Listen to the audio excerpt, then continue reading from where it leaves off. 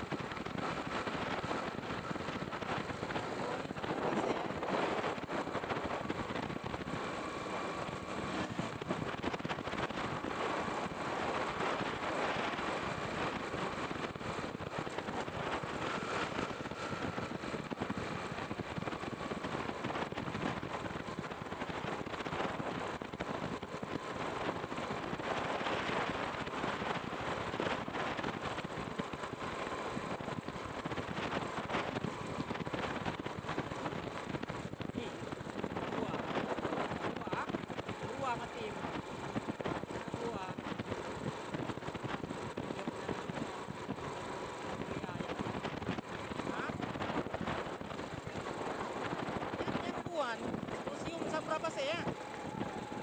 Balik ke Saleh ya. Hidung kan. Rojak kan. Lu tiga rojak jangan.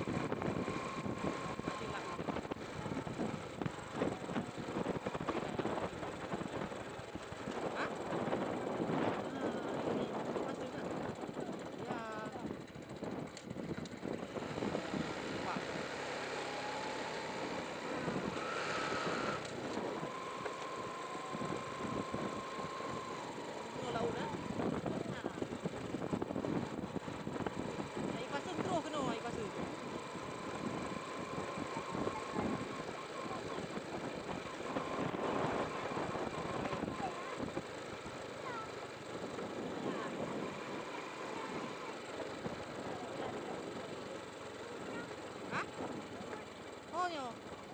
Kan bukan lancip pahat. Jadi ho cik. Cepat deh.